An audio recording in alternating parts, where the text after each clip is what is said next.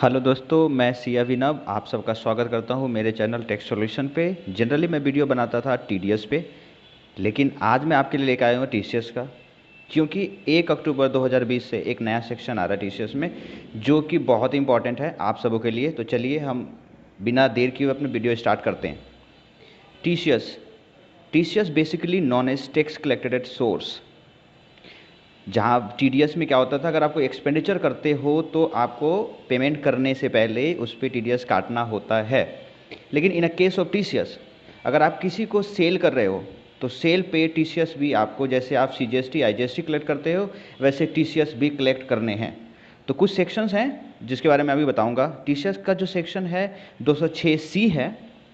Presently applicable alcohol for liquor for human consumption के लिए अगर कोई आप लिकर ले रहे हो तो 1% टीसीएस कलेक्ट करना होता है सेलर को।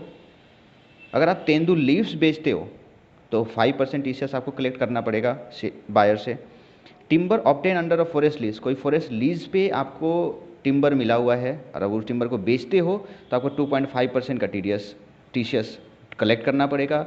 अगर टिम्बर ऑब्टेन करते हो कोई अदर मोड से अदर देन फॉरेस्ट लीज से तो 2.5% टीसीएस यहाँ भी काटना पड़ेगा। अगर आप स्क्रैप में डीलिंग कर रहे हैं तो 1% टीसीएस कलेक्ट करना पड़ेगा। अगर फॉरेस्ट प्रोड्यूस है आपके पास तो 2.5% टीसीएस कलेक्ट करना पड़ेगा। और एक पीछे से कुछ अभी जस्ट रिसेंटली एक सेक्शन और आया था कुछ ईयर पहले, जिसमें कहा था कि अगर मोटर व्हीकल्स आप खरीदते हो और जो भी आपके मोटर व्हीकल्स के डीलर्स हैं, अगर वो आपको कार बेचते हैं, अगर कार की वैल्यू एक्सीड करती है 10 लाख रुपीज़ से, फिर भी ये सुने दोबारा से, अगर कार की वैल्यू एक्सीड करती है 10 लाख रुपीज़ से तो 1% टीसीएस कलेक्ट करना मैंडेटरी था सेलर के लिए, जो कि डीलर है आपका, कोई भी कार के डीलर जो हैं, मोटर व्हीकल्स के डीलर हैं। अगर आपका मोटर व्हीकल का प्राइस 10 लाख से नीचे है तो टीसीएस कलेक्ट करने की रिस्पॉन्सिबिलिटी नहीं थी।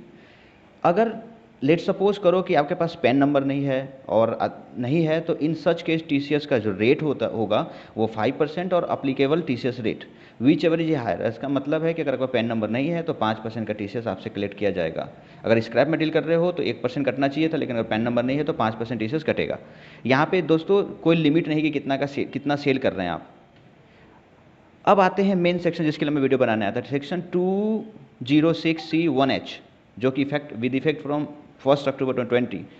अब आता है कि टीसीएस कौन कलेक्ट करेगा। टीसीएस का जो रेट है 0.1% है। कहता है कि सेलर कलेक्ट करेगा। सेलर का मतलब every person being a seller who receive any amount as consideration for a sale of any goods of value aggregate of such value exceed 50 lakh rupees in any previous year। अगर आपकी value exceed करती है, आप किसी को cell कर रहे हो और उसका कंसिडरेशन आपको मिल रहा है, अगर उसका वैल्यू एक्सीड करता है 50 लाख रुपए से, तो आपको टीसीएस काटने की रिक्वायरमेंट्स है। 0.1% टीसीएस आप काटे, चाहे कोई भी प्रोडक्ट आप सेल कर रहे हैं, कोई भी प्रोडक्ट आप सेल कर रहे हैं तो आपको 0.1% टीसीएस काटना है। अगर आपका सेलर जो आपका बायर है 50 लाख से ज़्यादा का चीज़ आपसे खरीदता है तो आपको 0.1% टीसीएस कलेक्ट करना मैंडेटरी हो जाता है। लेकिन अगर वही आप गुड्स एक्सपोर्ट करते हो तो एक्सपोर्ट के केस में टीसीएस नहीं लगता। अगर इन सच केस अगर पैन नंबर नहीं है और आधार नंबर भी नहीं है जो बायर हैं आपके, तो आप 1% टीसीएस काटेंगे इरेस्पेक्टिव ऑफ 0.1%।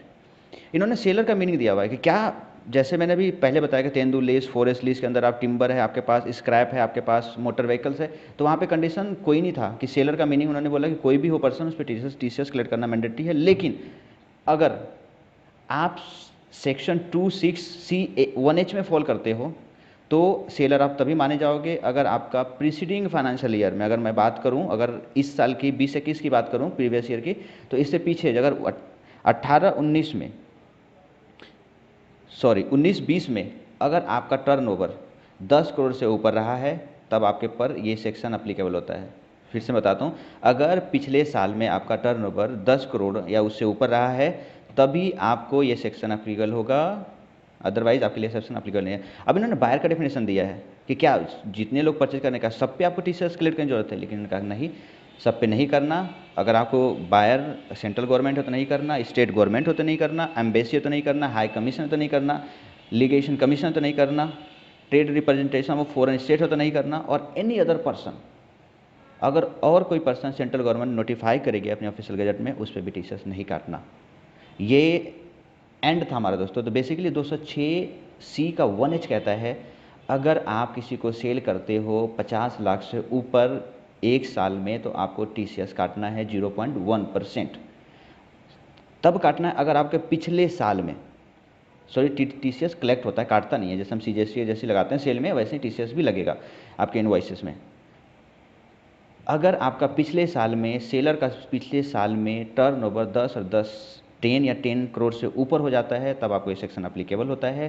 अगर कोई भी बायर आपसे 50 लाख से ऊपर खरीदता है, फिर बता रहा हूँ, अगर कोई बायर 50 से ऊपर खरीदता है तभी आपको टीसीएस की कलेक्ट करने की जिम्मेदारी बनती है, अदरवाइज नहीं। अगर वो कम करता है 50 लाख से तो कोई ज़रूरत नहीं है। दोस्तों, तो मैं इसी के साथ इस वीडियो के एंड करता हूँ। आई होप कि आपको पसंद आए और आप ये समझ पाएँ कि 1 अक्टूबर से ये सेक्शन आया हुआ है, जो कि बहुत ही इम्पॉर्टेंट है वो उन बिजनेसमैन के लिए जो जिनका पिछले साल में टर्नओवर 10 करोड़ से नीचे रहा। Thank you.